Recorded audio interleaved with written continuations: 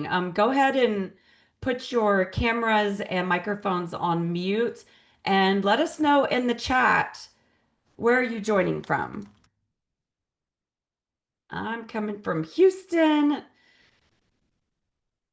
Just go ahead and say where you're at and we'll get started here shortly. McKinney, South Africa, West Hartford, Arlington, Hudson, North Carolina, Cleveland, Austin, Salt Lake City. Love it. And I can't believe it's already June. It just this year's going by way too fast. We'll give folks a couple more minutes to join and then we'll get started.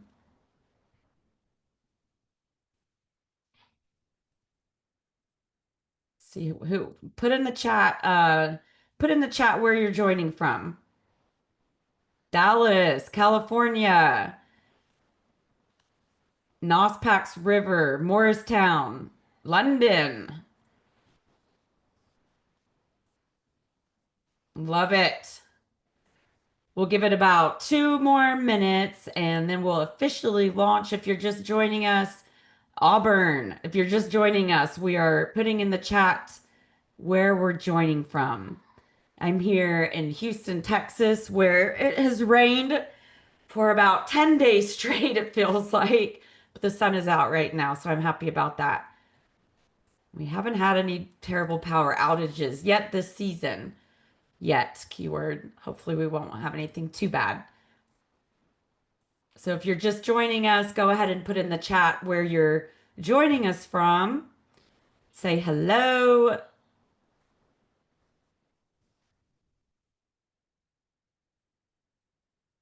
Awesome. We've got people from everywhere. San Juan,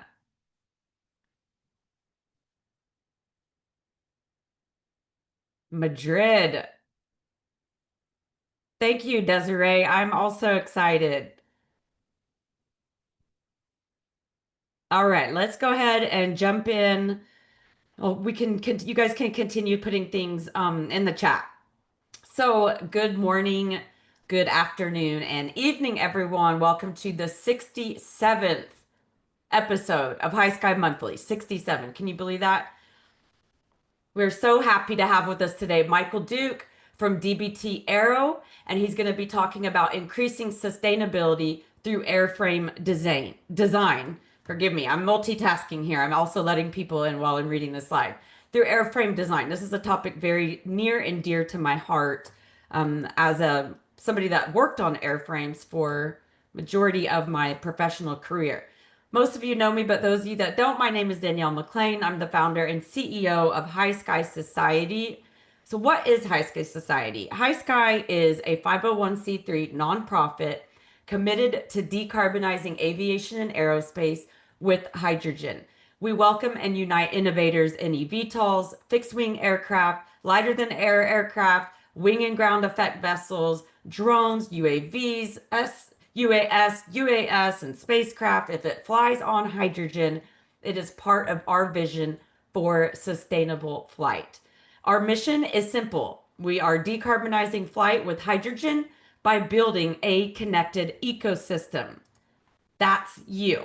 We'll talk more about that in a second. Our vision is to have zero carbon flight powered by the hydrogen value chain ecosystem. You. Talk more about it.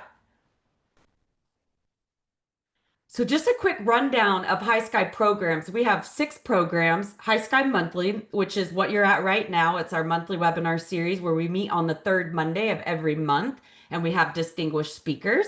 Flying High, normally an in-person event. Quick announcement about that. It will be virtual this year.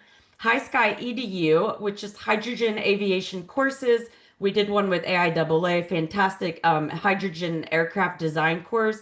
And we have an upcoming H2 certification, H2 aircraft certification. So you'll definitely want to get involved in that. That one launches next month. Then we have H2 Hub Summit, which is a half-day forum focused on hydrogen production. HYSKY Pod, which is our podcast. And then announcing HYSKY Connect, the brand new networking app. By the way, if you're just joining, please put your mics on mute, and you can keep your video muted until later when we do our group photo. So HYSKY Connect is our brand new networking app, and I'm just going to share my screen really quick, and I'm also going to stick this link in the chat. And if you have not joined us yet, you are going to want to. It is free. It takes a second. We just launched this last month, and there's already 195 people in there. So I'm going to stop my share really quick, and I'm going to share a different screen. And let me just kind of show you around HYSKY Connect. So this is HYSKY Connect. This is the free members hub. You guys can chat with each other. You can see who's online. We have a company directory where you can add your company to this database. And today I am so excited to tell you that we are launching the Fuel the Future Challenge, which is a very quick, easy 7-day challenge to get everybody in the hydrogen aviation ecosystem talking to each other to really advance progress. I'm gonna go back to my other screen. I almost feel like a news producer with all my screens and things that I'm doing. So shout out to the Flying High Steering Committee. Bill Spillane is doing a fantastic job leading this group. I think I saw him in the audience. Like I said earlier, Flying High 2025 will be virtual. Federal travel restrictions, budget cuts, and making it easier for everyone to join just made that the smartest choice. So we have launched the Flying High Steering Committee, and there was a survey we did. I actually meant to take that sentence out. But anyway, shout out Flying High Steering Committee. You guys are doing an awesome job. Okay, so I told you we would talk more about the hydrogen aviation ecosystem. So HYSKY believes, and we've been saying this for many years, in order for hydrogen aviation to take off, you really need to have these six pieces of the ecosystem. A lot of times we see, the aircraft designers working a lot with hydrogen storage, like onboard storage, and then the fuel cell. These, three are kind of grouped together, and then these three kind of tend to be grouped together, but they're not really talking to each other. And so we kind of noticed that gap, and we said for hydrogen aviation to take off, you need to have hydrogen logistics, infrastructure and refueling, onboard storage, fuel cells and or your combustion engine, whatever you're using, and the aircraft developer all talking to each other and working together. So that is what we mean by the hydrogen aviation ecosystem. So this is what I was just talking about, the Fuel the Future Challenge. It consists of very small, easy tasks that you will do one a day for 7 days. And after you complete the 7-day challenge, and it takes like literally a couple minutes a day, then you'll get a badge, which will give you prominent visibility in HYSKY Connect. Like I said, we already have 195 people in there in a month. And so we're really anticipating some growing momentum in there. And I cannot stress this enough that you all that are here that continue to show up to these meetings, you are the hydrogen aviation ecosystems. We are the movement. So instead of us, begging governments to change and insisting this and that, we're just doing it. And by bringing everybody together in this challenge, we are going to create real momentum that is going to change the future. So I encourage you to get involved. It's very fun and interactive, and you will be surprised who you meet in there. I'm going to go through these slides kind of quickly. Most of you all know why hydrogen. I'm going to use this example with advanced air mobility, with batteries. But essentially, if you had a battery powered eVTOL, you can fly over traffic. That's good. You could go like 60 to 100 miles. That's okay. And you could fly from like Houston to San Antonio, but not without stopping to charge.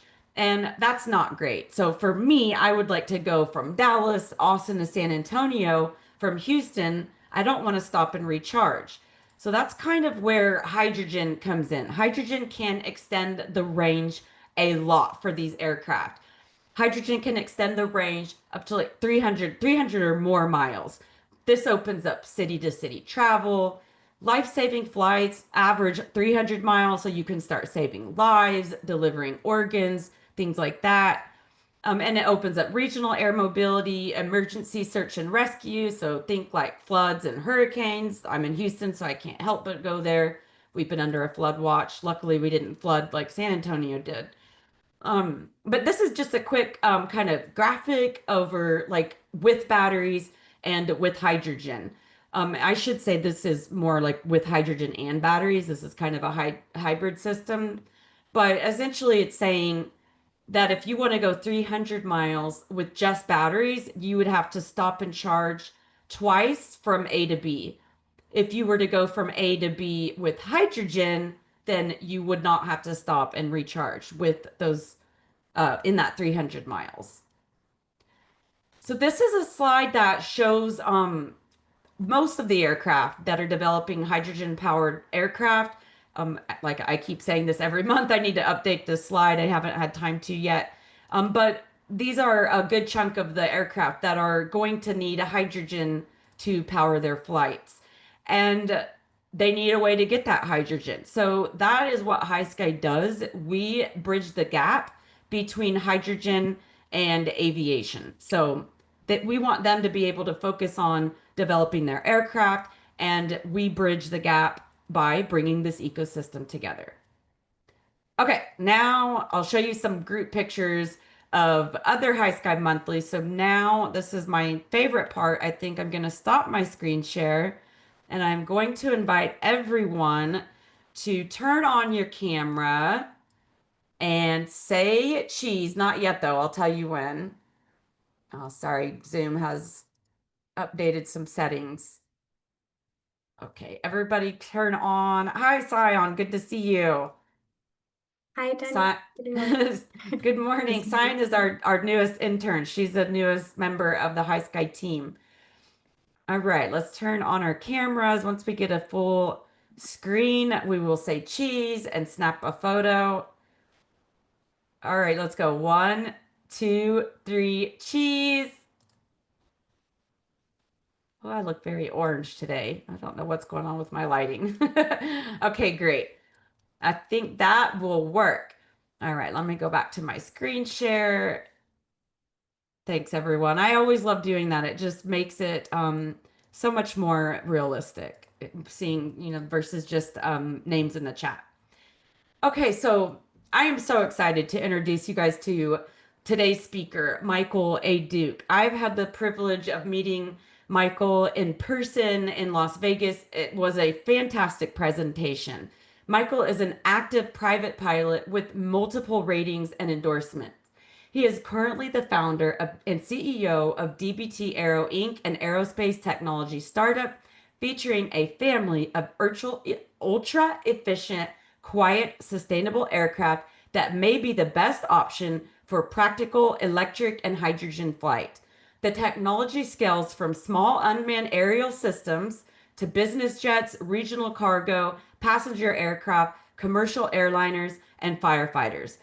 Previously, Michael acquired an FBO with a Part 145 repair station. Smart. He co-founded Remos Aircraft Inc., responsible for U.S. importation, reassembly, customizations, FAA compliance, sales, marketing, dealer selection, and training. Remos aircraft sales climbed from near last to fifth among over 70 brands of LSAs. While Michael's focus for the past 20 years has been aviation, he founded a predecessor to Airbnb, has been an executive coach, a wealth advisor, pioneered a corporate cloud computing network distributed across 3 continents in 1995, a division IT leader at a Fortune 200 corporation, and international management and technology consultant for Strategic Planning Associates, now Oliver Wyman, a contributed author to a best-selling book on operational and financial management, and a community volunteer active in the experimental EAA. I'm not going to say the whole thing. Utah Sport Bike Association, Youth Lacrosse, and the Boy Scouts of America. Wow. Without further ado, I would like to introduce you all to Michael Duke. Michael, the stage is all yours, and I will pull up your slides. Well, as you can see, I don't follow a standard path. I'm a bit eclectic and like lots of different things from, being a crazy motorcycle road racer to helping, boys and Boy Scouts, just, kind of all over the board. But it's really exciting to push the edges. And I think we're pushing the edges here with aviation. So without further ado, let's jump into it. Next, please. So a lot of people know Peter Thiel, and he has a couple of questions that he asks people when he interviews them for investment through Founders Fund. And one of the questions, the first question, is the one I want to talk about today.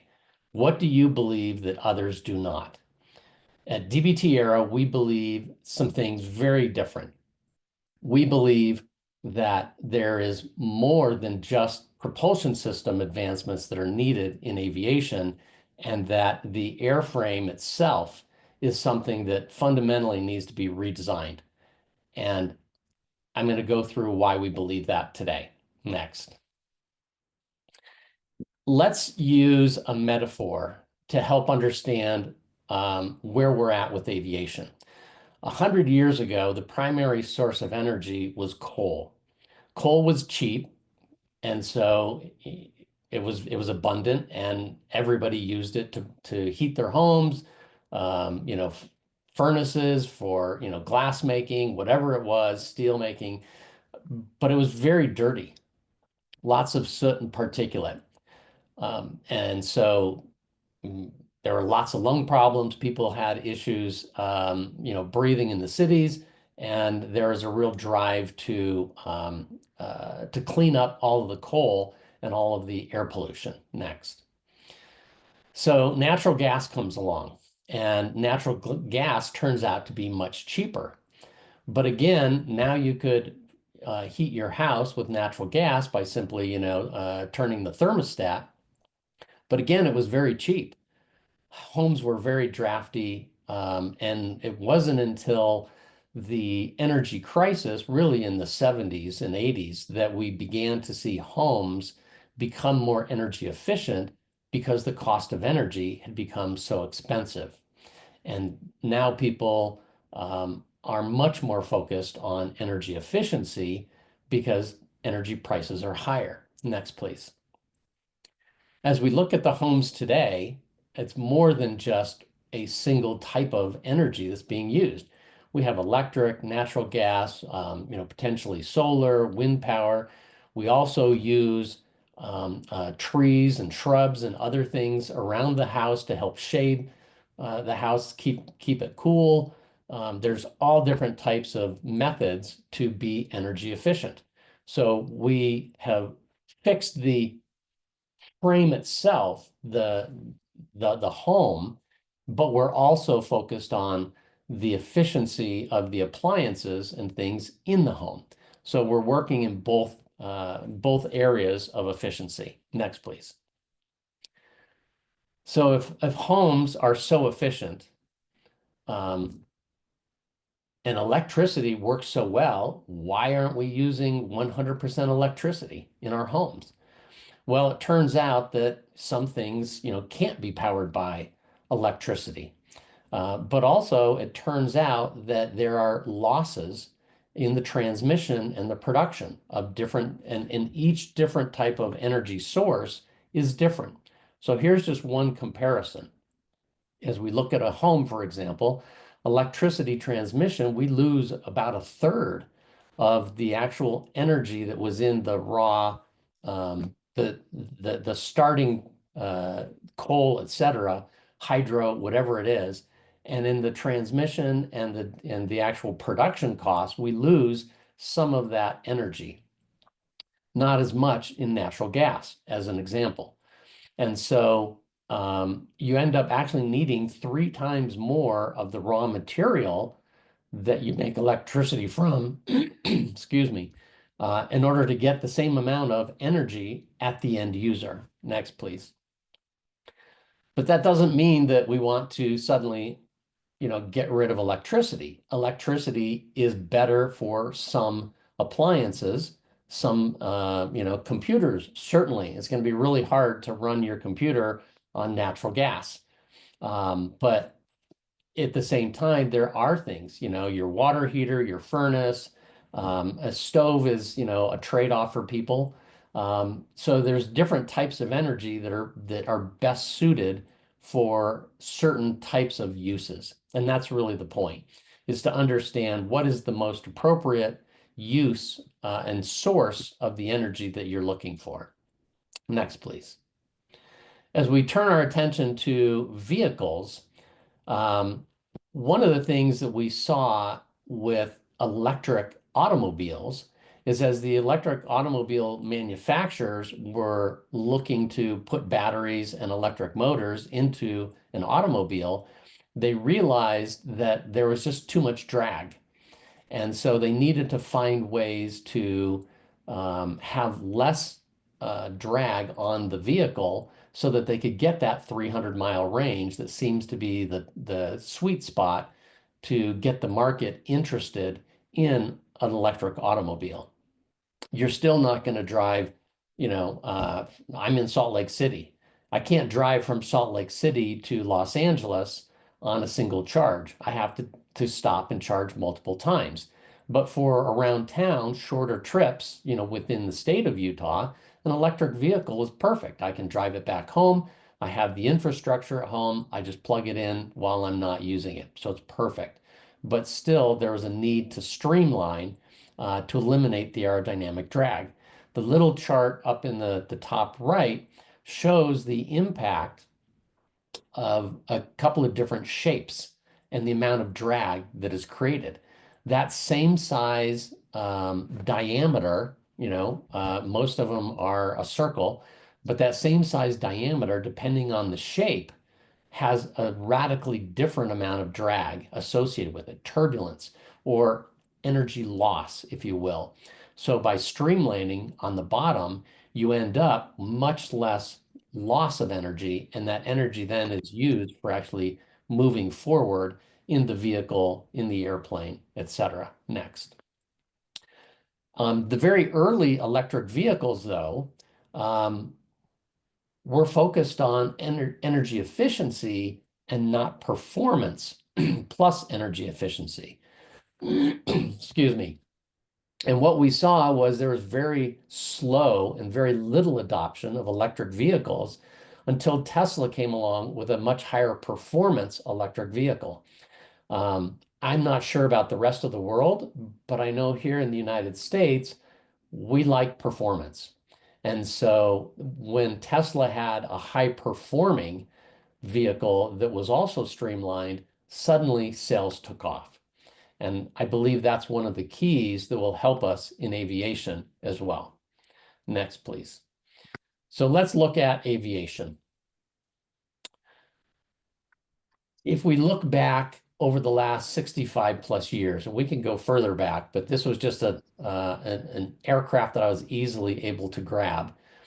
The basic shape of an airplane hasn't changed much. Now, there have been experiments with various different shapes. Burt Rutan came out, and we have the canards and a number of other things, the flying wing. So people have been experimenting with some basic shapes, but at the end of the day, you have a fuselage on a wing. And that's pretty much the basic shape with a tail at the back.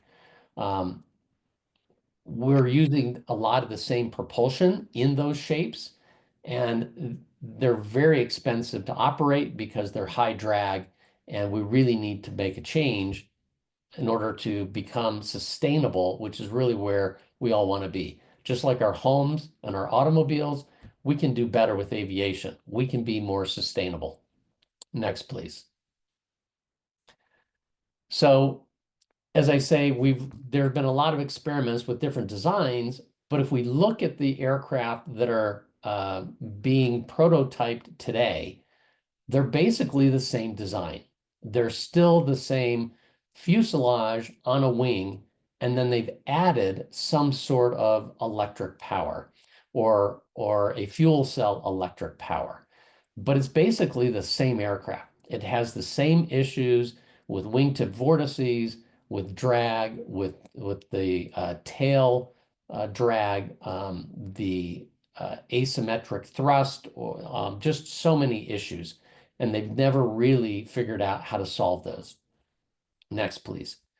So our focus is not to take an electric motor and put it into an old Chevy, 57 Chevy, if you will. We need to be more aerodynamic.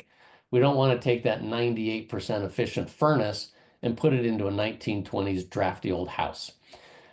Our focus is to be as efficient as possible. That's what our company is all about, is efficient airframes. And so there's something called the Gabriele von Karman limit that defines the efficient frontier of any vehicle, whether it's a ship on the water or an automobile or an aircraft, but things moving through the fluid, whether it's air or water, things moving through a fluid, there's a calculation for an efficient frontier. And that frontier changes with speed. What we find is that existing aircraft and the eVTOLs that are being developed, or the current helicopters that we have, they all fall fairly far from that efficient frontier. And our goal is to get as close as possible to that efficient frontier through design, and that design includes the integration of propulsion systems. So let's talk about some of those design aspects that allow us to get as close as possible to that theoretical efficient frontier. Next, please. The first is the unique proprietary design, how we arrange the wing and tail. It's called a double box tail. And so by bringing a non-planar wing system very close together, you end up actually creating pressure between the two, which has some really wonderful aspects. It helps to control the airflow.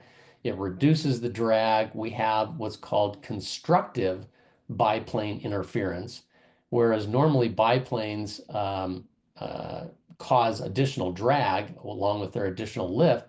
This actually reduces the drag and increases laminar flow. So we take a big, large tail and we move it close to the wing, and it improves the smoothness of the ride as well. So if you think about towing a trailer, those of you that have ever towed a trailer behind your car, as you're driving down the road and you hit a bump, the front of the car goes over, but the trailer's trying to hold you level. And so it fights the car. When the car then goes, is back on the level surface, and now the trailer is going over the bump, the car is fighting the trailer. So you're constantly fighting each other as you're going down the road. Well, by bringing the tail closer, we actually eliminate some of the turbulence that is felt as you fly through the air. So not only do you reduce the drag and you end up with a better energy efficiency through lower drag and better laminar flow, you also end up with a smoother ride. And that's something that's important to passengers, as well as certain observation and photographic and other things. So the double box tail is very key to making an aircraft more efficient. Next, please. I mentioned laminar flow. And so laminar flow is a key piece as well. Natural laminar flow, not just with the wings, but also with the fuselage. So we have laminar flow wings, but we also have a laminar flow tail, laminar flow winglets. The fuselage itself is laminar flow, and the shape of the fuselage, in order to be laminar at the speeds that we're flying at, turn out not to be a tube. Many people think of a tube as being the ideal shape. It turns out to be ideal for manufacturing because you can make a section and just repeat that section down the length of the fuselage. But from a laminar flow standpoint, that is not the ideal shape for a fuselage at the speeds that we are focused on. And the speeds that we're focused on are around 200 knots, 200 to 300 knots airspeed, which is really ideal for regional air and the shorter travel. As you actually go faster or slower, the ideal shape of the fuselage changes. And so that's an aspect that we have in our design, is understanding what those ideal shapes are and applying them to the target speed range of the end product, the end aircraft. Next, please. Another piece is something called the subsonic area ruling. It really has to do with the volume of air that's progressively being displaced by the aircraft in flight. So as you consider from the time the nose begins to move through a theoretical plane of air and it's pushing that air out of the way, the wings, the tail, the fuselage, all of these things displace air, and the volume of the air being displaced, again, there's some mathematical relationships that turn out to be ideal and provide the optimum amount of energy minimization as you move through that air. And so that's part of the design as well. Where do you place the wings, the tail, the volume, putting all these pieces together so that you end up with a minimum amount of disturbance of the air as you move through it. And that's called volumetric displacement optimization, or subsonic area ruling. And that's another key piece of the design. Next, please. Pressure thrust. It sounds kind of crazy, but it turns out that you can actually use a little bit of your thrust not to push the plane forward, but to reduce drag. And so by optimizing the fuselage shape and using some of the engine's power, you can actually reduce the drag on the aircraft, and you end up then with a low pressure area on the aft portion of the fuselage, which offsets some of the high pressure on the nose of the fuselage. And that offset means that you can move through the air more easily because the total drag has been reduced. And you're not, the propulsion, part of it's being used to push back and move you through the air, and part of it's being used to reduce the total drag, which allows you to then make your thrust much more efficient. Kind of interesting approach. So what does that all mean? Next slide, please. If we put all of those pieces together, whoops, sorry.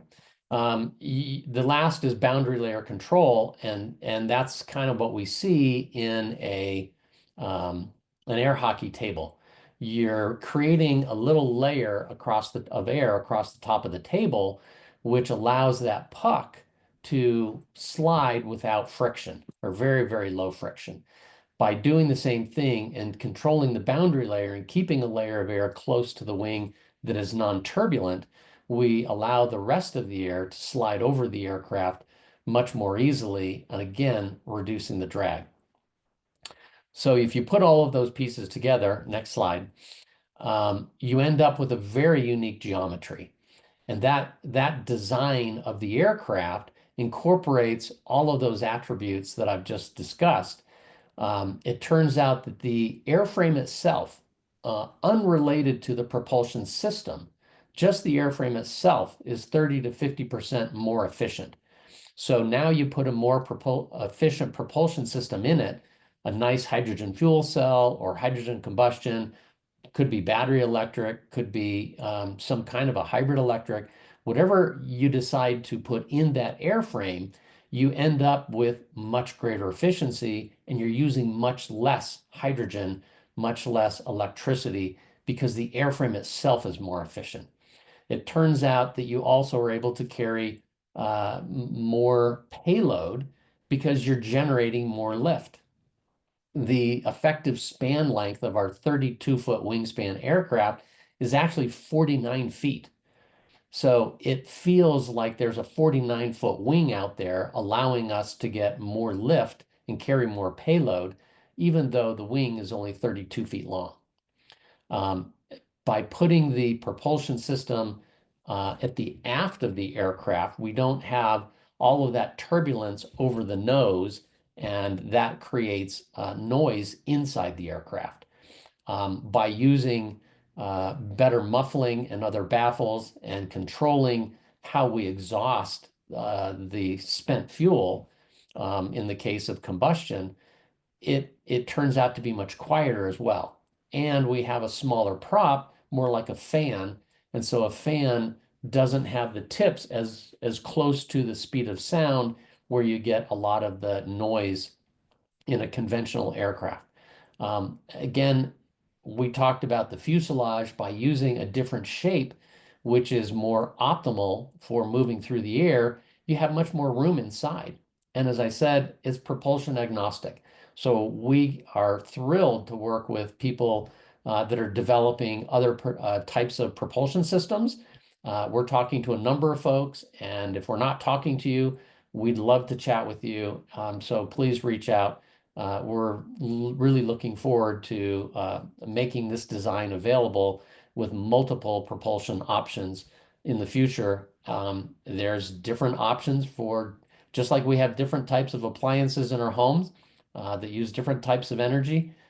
We believe there are different types of propulsion that will be ideal for different types of missions. And we would love to be working with people to address all of those different types of missions. So what's the impact? Let's talk about that next. Next slide, please. So as we look at the regional air mobility, there really is a gap. We see long distance aircraft travel is very common, but when you look at shorter routes, they become less common. In fact, in the United States, with aircraft deregulation in the 70s, a lot of the smaller cities lost their aircraft service. So just this was an example we were using talking to some folks in Silicon Valley. If you look at the drive time to a number of locations that the folks in Silicon Valley like to visit, you know, Lake Tahoe, Santa Barbara, Palm Springs, the Monterey Bay coast area, this chart shows you the distances and the flight time if you used our aircraft versus the flight time using the airlines, where you have to drive to the airport, you have TSA, you have all of those other issues. We're much faster door to door than an airline, certainly faster than an automobile. And it turns out when you have an efficient airframe coupled with an efficient propulsion system, the actual cost of a seat, so similar to an airline fare, the cost of a seat is very, very inexpensive.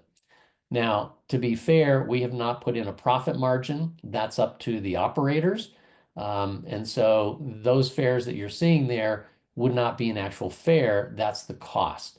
And then a fare would be much higher than that, well, somewhat higher than that, depending on the operator and what their required margins would be.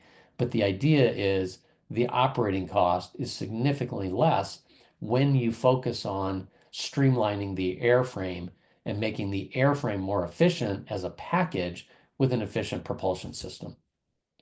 Next, please.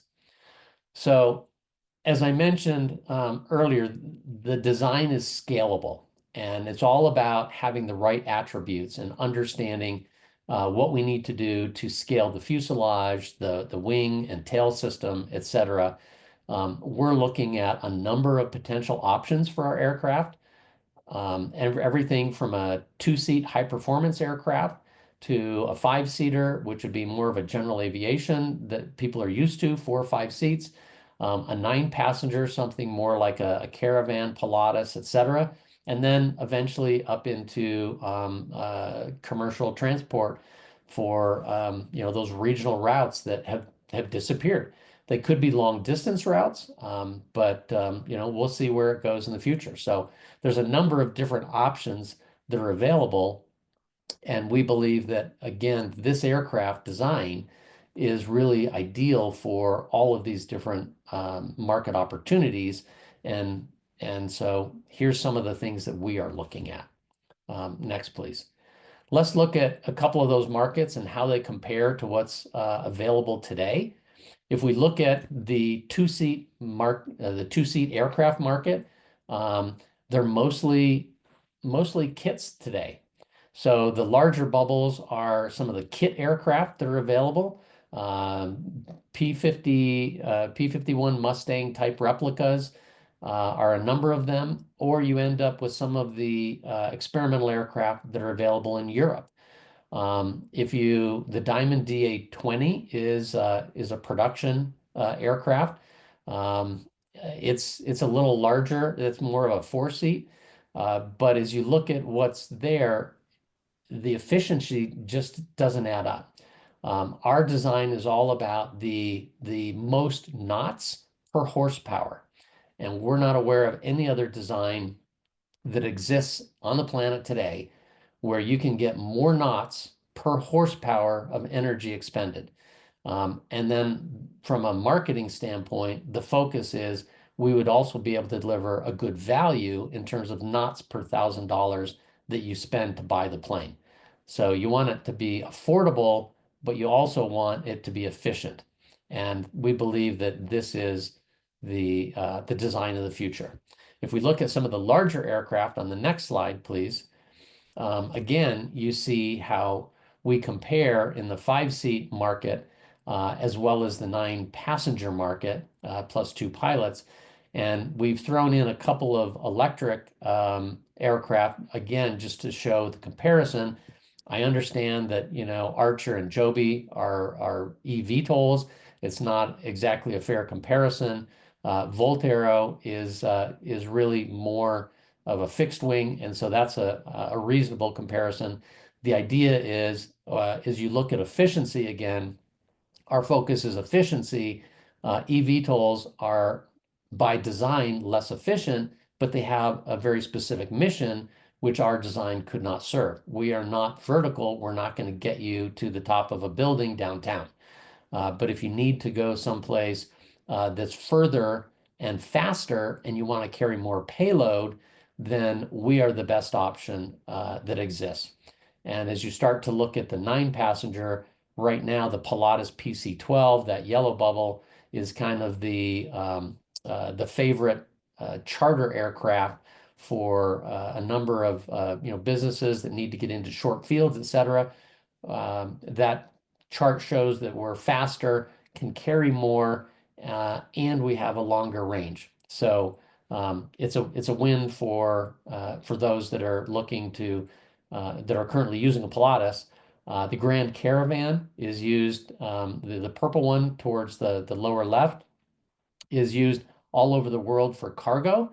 And again, more payload, more volume for cargo, and a much higher cruise speed would allow the cargo operators to be far more efficient, lowering the price of cargo and making those next day Amazon Air or whatever you're using allow you to get more places with next day Amazon Prime, which we can't today just because the infrastructure, the aircraft don't exist to allow you to get all of those next day services that a faster, larger, cheaper aircraft would allow. So we think there's some real opportunities in the future.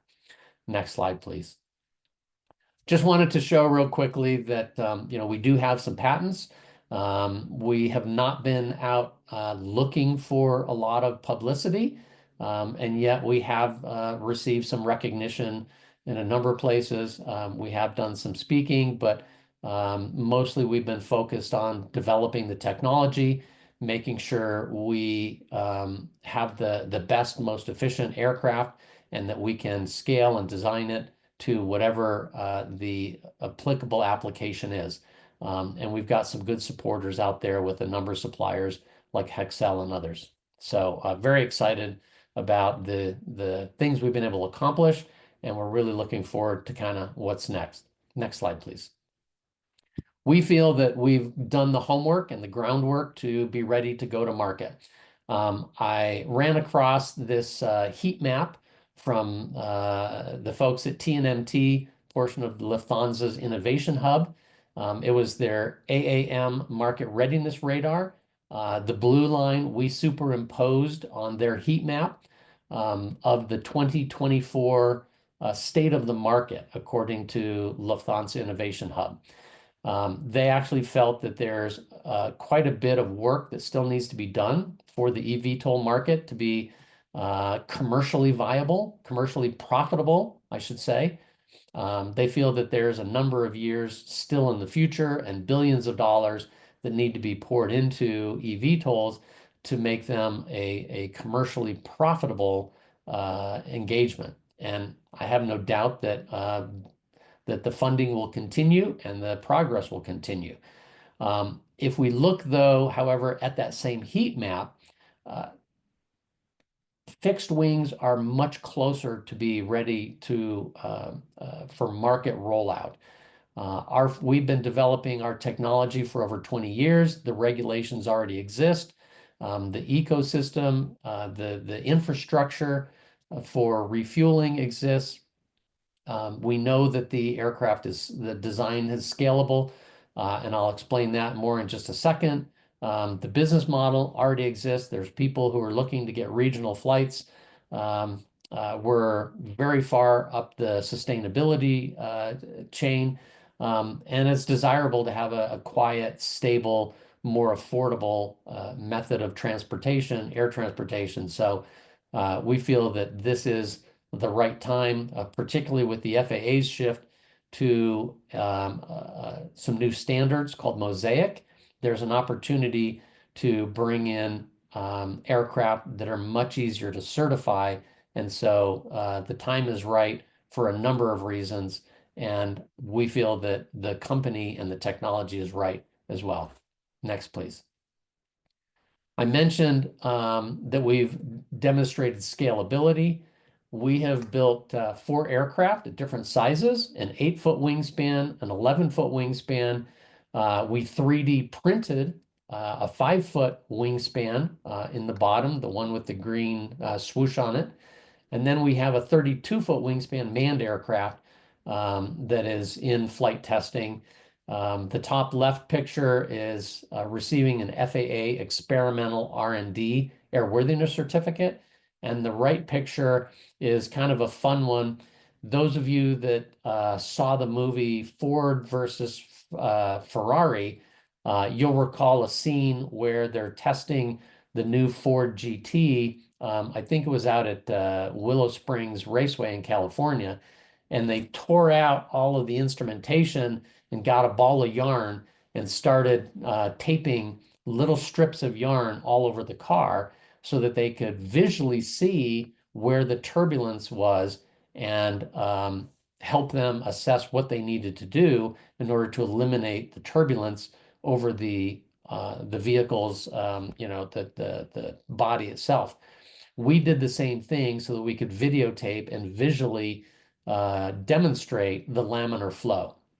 And if you look at if that picture were blown up, or if you've got a large screen, you can see that on the aft portion of the fuselage, where it should be very turbulent because of that high angle of attack, it turns out it is not. It's very laminar all the way across the entire fuselage.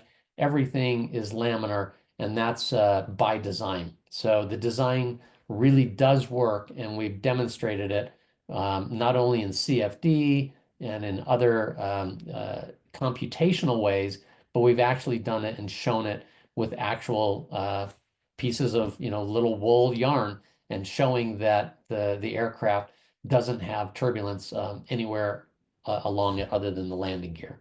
So I'm pretty excited that after a number of years, we've been able to prove and validate the design. Next, please. I won't spend a lot of time going through all of the team members. Next, please. Did I lose it?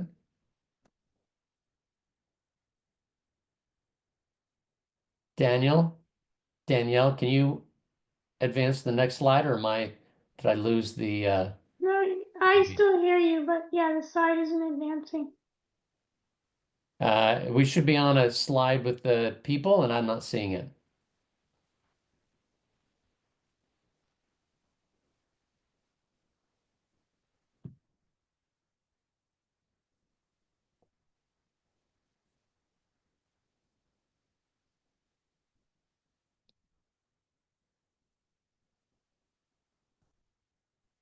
I lost the view of the slides. Looks like it was showing you as the host.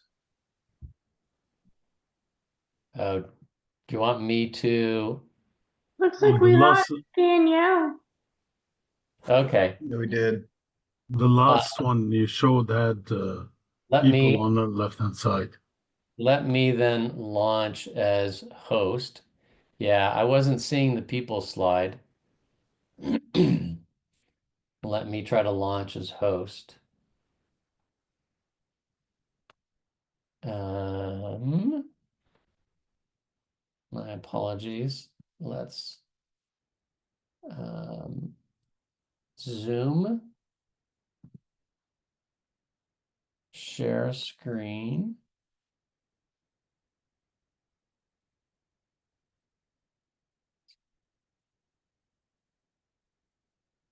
Okay. Now let's relaunch the. Okay. So it looks like the people are back up. I won't spend a lot of time going through the people, but just wanted to show that we have a pretty broad team. We have a number of people from various industries. Troy Folek actually helped design the Gulfstream G7 wing, natural laminar flow. We have some drone experts, financial people with deep financial experience. Great team we've assembled. As they saw the unique technology and the opportunity, they felt that they needed to get on board and help commercialize the aircraft. This is really the last slide. So we're nearly at the end. We believe that we we design and build the world's most efficient aircraft. We believe that better aircraft start with better aerodynamics. And so I started by saying that, Peter Thiel asked people what they believe that no one else believes. We believe that the shape of the aircraft is really critical to the efficiency of air transport. And we believe that it is all based on the unique aerodynamics of our double box tail and the other attributes that go into this unique design. And with that, I thank you for your time and your attention. And I'm not sure who wants to do the Q&A. I can see if I can just go into the chat. We can do that unless Danielle or Angelica, you want to take over from here.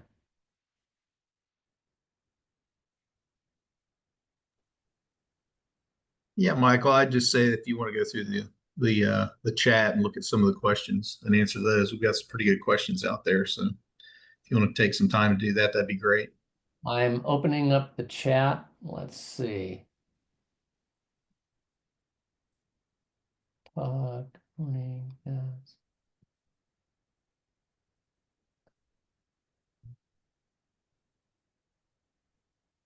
Okay. Have you tried moving the table access with the airlines on top? No. But thank you for the comment. We'll see about rearranging the axes. What do the takeoff and landing profiles look like, akin to a conventional fixed wing aircraft or STOL? The slow speed performance is good because we have a very large wing root. We have a large wing, but it is not a STOL. As it turns out, life is full of trade-offs. One of those is if you have a high lift wing, you typically do not have a high velocity wing. So we have found a compromise. We do have better takeoff than an aircraft of the same wing length. So the 32-foot, if you look at our wing, we are actually about 2 feet shorter than a Cessna 172. As I recall, a 172 is around 34 feet, and we have a 32-foot wingspan. So we're about the same wingspan or a hair narrower. And nose to tail, we're smaller than a 172 as well. and yet our cabin is 35 to 40% wider. So much larger cabin, but it's a very compact shape. Our wing actually allows us to take off in a shorter distance than that same 172, but we are not really a STOL aircraft. That's not the purpose. Our purpose is efficiency, not short takeoff and landing. So as we look at the companies like Electra Aero and their focus on short takeoff and landing, if that's a key requirement, by all means, please, go buy from Electra Aero, go work with them, whatever is appropriate. They are a short takeoff and landing. If you're looking for high payload, high speed, extreme efficiency from low cost, then our airframe is a better fit for that mission. So like all aircraft designs, it depends on your mission. And our mission is about high speed, efficient transport as opposed to a short takeoff. Hope that helps, Kat. Is your ready for commercialization? Yes, I hope I answered that. Will it be licensed or sold? We are open to licensing. I'm not sure what you're referring to as sold. The design, I don't think we're going to sell the design itself, but we are open to licensing the design with the right parties. And so it just depends on what somebody's looking for. As we talk about a business jet, for example, if Gulfstream or Bombardier or Embraer, somebody came to us and said, hey, Textron says we want to build a new business jet. We'd like to investigate a partnership. We would certainly be open to discussing something. As I said, there's speed ranges, and the design is all about understanding the speed ranges. And so we would work with them to modify the design for those target speed ranges, flight range, altitudes, etc. So we are open, and we understand that as you get into the larger aircraft, the cost for certification is very high, and as a result, partnerships are definitely the way to go. As we look at the smaller aircraft, the 2-seat, the 5-seat, a 9-passenger, etc., those are much more viable for us to go into production ourselves. But if there's somebody out there that says, hey, we want to go build a 9-seater or a 5-seater with you, 2-seater, whatever, we're open to those discussions for sure. Price point, we have not revealed a price point yet for that 2-seat that you saw at the end. Hey, I'm so sorry to cut in. I totally jinxed myself because we had a power outage, but do you want me to pull your slides back up? I'm so happy to see that you kept going. No, we're in Q&A, and Okay, so great. finish it all off. But thank you. Sorry about the power outage, Danielle. We kind of stumbled our way through, but we're moving forward. Okay, great. Thank you. Yeah, in terms of our price point, we have not announced a price point. Our focus is to be competitive from a price point standpoint. So as you look at a 2-seat, currently the price point for the high-end 2-seaters is in the $400,000 to $600,000 range. If you look at the price point for a 4 or 5-seat aircraft, that's really a Cirrus. So you're looking around $1 million to $1.2 million. Our goal is to be competitive, but to provide much higher performance in terms of speed, payload, range, efficiency, etc. Turbulence reduction. As I say, the aircraft is much smoother in flight, so you'll get many benefits, but the price point will be very similar to what's out there. We do not want to be a super premium price. We'd rather be competitive and then provide people with much better aircraft at the same price point.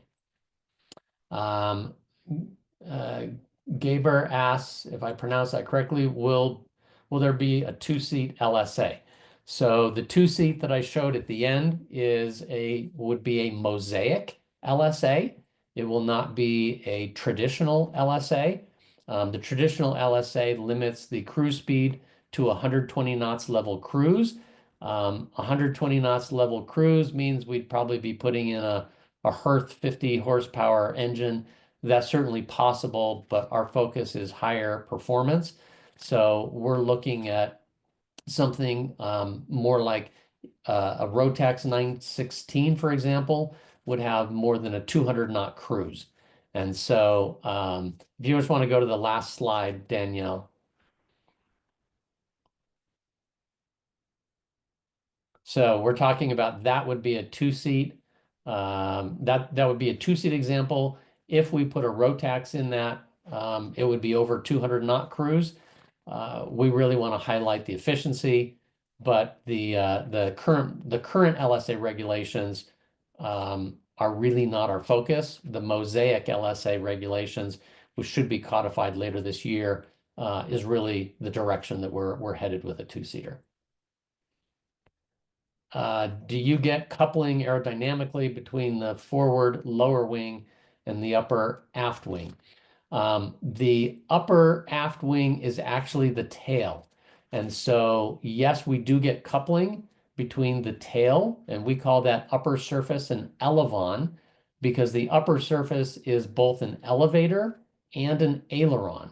The wing has no control surfaces on it in order to maintain the shape, the laminar flow, as well as it avoids things like spin. You end up in a spin because of asymmetric lift as a result of that aileron changing the angle of attack and along a chord line. And so by eliminating the ailerons from the wing, we also pretty much eliminate the spin characteristics of an airplane. So we can stall and we can hold it into a tight turn, but the aircraft does not like to spin. And we actually have a patent for the fact that it is spin resistant. The aircraft just does not want to spin. And that's a wonderful safety factor as we look at small aircraft. Yes, there is coupling. What does it do to the takeoff and landing distance? Because we have more laminar flow, we're reducing the drag, we end up with shorter takeoffs and shorter landings. And ever look at the forward wing above the aft wing? Yeah, we've found that this design is optimized. So we've looked at a number of forward wings as well, but it turns out that this particular non-planar system seems to be the best. Happy to look at other design approaches and work with people on some things. Happy to examine other ideas. But at this point, what we've looked at, this seems to be the most optimum design. Will DBT Aero be attending or exhibiting at the Oshkosh Air Show in Wisconsin the week of July 21st? Yes, I will be there at Oshkosh. We do not have a booth, but we are preparing an announcement. And so we will be sort of exhibiting, but we will not have a booth of our own. It will be shared with others. I will be there to talk with suppliers, vendors, customers, etc., and look for the upcoming announcement between now and Oshkosh. We will be making a product announcement. As I say, we feel we're ready for commercialization, and that will be followed up with a product announcement in the coming weeks. If and when you are ready, I met a couple of people at Embraer. Well, Sarah, I would love to chat with you. Please reach out to me afterwards. I will try to reach out to you as well, but I would love to chat with the folks at Embraer. There's always an interest from our standpoint of meeting with other people who can partner and build larger aircraft. Our focus is the design and the small aircraft. Would love to be working with large companies on bigger aircraft. Thank you for the presentation. I appreciate your kind words. Is developing and soon will mass produce the air car. Yep. 2-seat flying aircraft, hybrid design like a sports coupe, transitions from a road Yep, I'm very familiar with the air car. I will use an analogy which may or may not be fair. I have a pickup truck, and I have my father's old Mercedes Benz sedan. I love my dad's old car, and so when he passed away, I picked it up, and I love the vehicle. But I don't go to to the hardware store and pick up a load of mulch for my lawn in the Mercedes Benz. I use my pickup truck. And so there's a number of people who have taken a car and mixed it with a plane. And my own personal belief is you are sub-optimizing the automobile and sub-optimizing the airplane. From my perspective, it's better to optimize the airplane. And so you have the best and most efficient plane and in that mode of transport, air transport.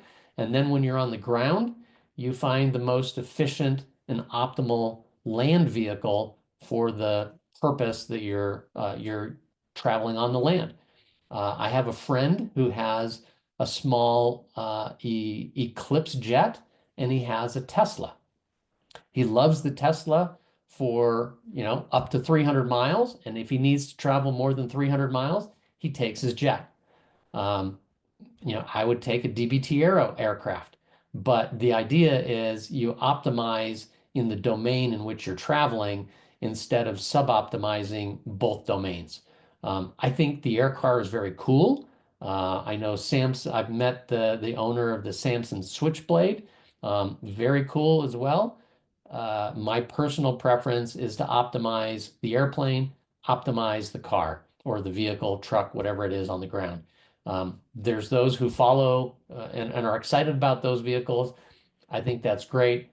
Our preference is a different direction, and we believe that for that $800 to $1 million of the air car, which is a two-seater, you could buy two of our two-seat aircraft and still have some money left over for a vehicle, for a ground vehicle as well.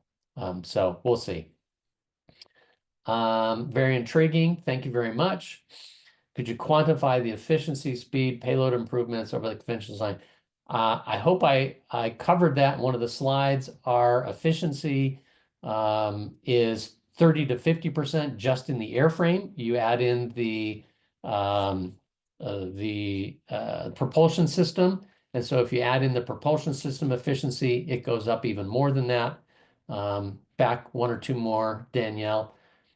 Right there. Yeah, so the speed and payload, the payload is much greater because we have a larger effective span length.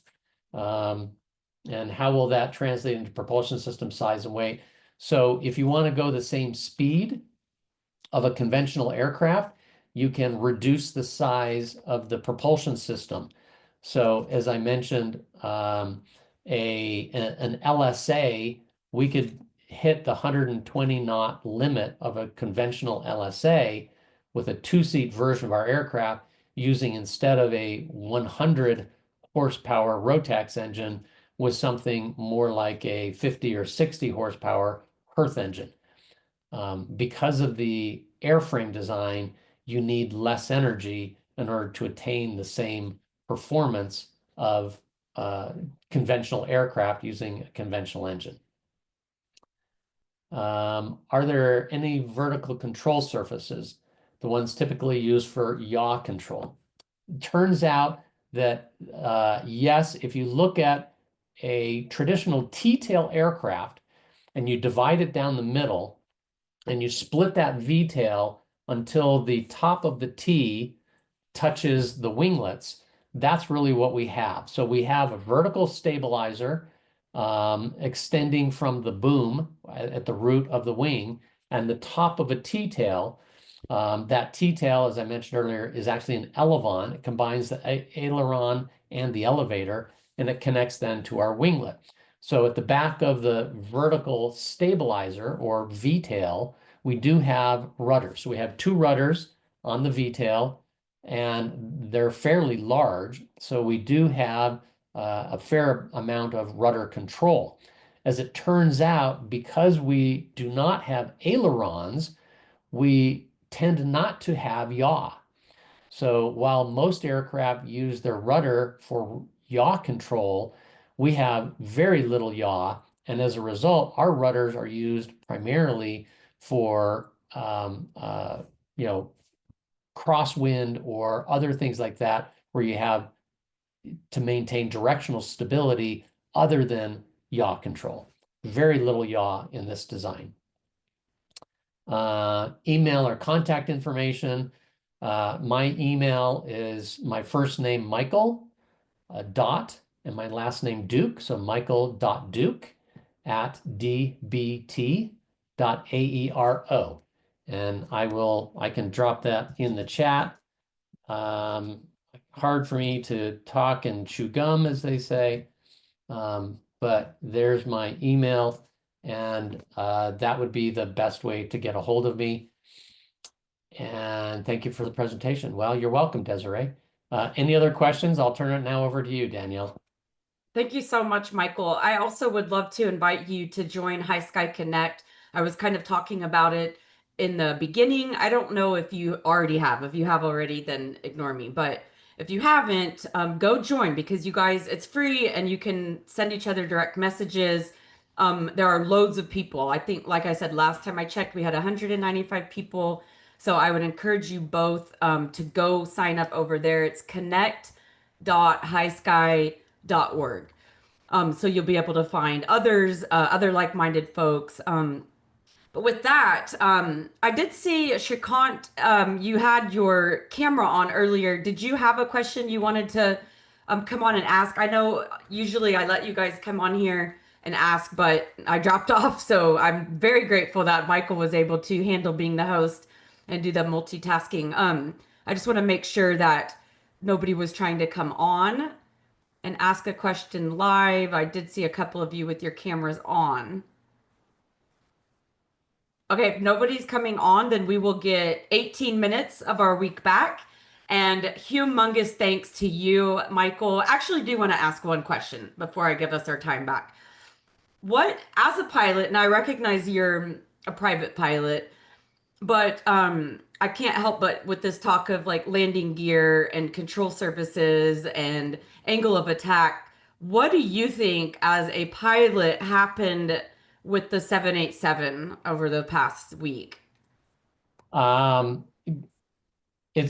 Everybody's speculating. As I looked at the one video, it's been a really busy few days, so I haven't had a lot of time to look into it. My wife sent me one of the, the videos that someone had captured on their phone. Given the angle of attack, it appeared that they had an engine out situation. Don't know why both engines would both be out, but it appeared that both engines were out from the angle of attack, and the rate of descent would make sense for an engine out. So my guess is there was something to do with engine outs, but I'm not an analyst, but given the angle of attack and the way that it was descending, it looks like they had both engines were out. Yeah, I've heard a lot of speculations. I was just curious what your thoughts were. I've only also seen the one video, and it was like right after it happened. So if there were any updates over the weekend, I have no idea. Well, I will say one of the interesting things about this design, if you in an engine out, you're gonna come down. And we showed, if you go back just a little bit, there's that Gabriele von Karman curve. And as you look at the Gabriele von Karman curve, the y-axis, the full power L over D at gross weight, is really, that's a fancy way to say, what's my glide ratio? And so what it shows is that at a slower airspeed, you can have a theoretically much higher glide ratio. Sailplanes typically travel much slower. They have long, skinny wings so that they can have a good glide ratio, a good L over D. And you can see some, high performance sailplanes that have a 60-to-1 glide ratio. So every 1 foot in drop, they fly 60 feet forward. Well, as you go faster, the glide ratio actually decreases. And so what we're showing in this chart is that most, general aviation airplane, and we're not putting the airliners on here, but the general aviation airplanes typically have, 10, 11 to 1 or less at some particular speed. So if you're a mile up, if you're 5,000 feet above the ground and you have an engine out, you're going to be able to travel instead of, you're going to drop 1 mile, 5,000 feet, but you're going to be able to get, call it 10, 11 miles forward. You have to find some place to land in that distance. Well, with ours, you're really looking at that 250 knot sweet spot. It follows the curve back, and we get about a 23-to-1. So if you're 1 mile up, now you have 23 miles to figure out where am I going to land. If you're 10,000 feet above the ground, you now have 46 miles to figure out where you're going to land. That airliner, it looks like it only reached about 500 feet above the ground. And because it was only 500 feet above the ground, it wasn't going to go very far. At about at that airspeed, it probably had an 8 or 9-to-1 glide ratio. It only had, a couple thousand feet from where it lost power before it was going to hit the ground. So by improving the efficiency of the airframe, you also improve the safety in that it gives you more time to respond and react and find a safe place to land. Oh, wow. I'm so glad I asked that question. That was a perfect analogy. And I haven't looked at this chart since college, and I'm so happy that you brought this back into my memory. And I'm so unfortunate, and definitely prayers go out to all of the families. And I can't imagine what that only survivor must be experiencing. But yeah, I love that analogy. It definitely gives us a real life example of why efficiency is safer. So thank you for that. Thank you for asking. Yeah. Okay. So we'll get 13 minutes of our week back. Again, Michael, thank you so much. It is always an honor and a privilege to have you speaking. And just thanks so much. We'll upload this later today. Please join us on connect.hysky.org and have a great rest of your June and your week. Thanks, everybody. Thanks, Danielle. Bye.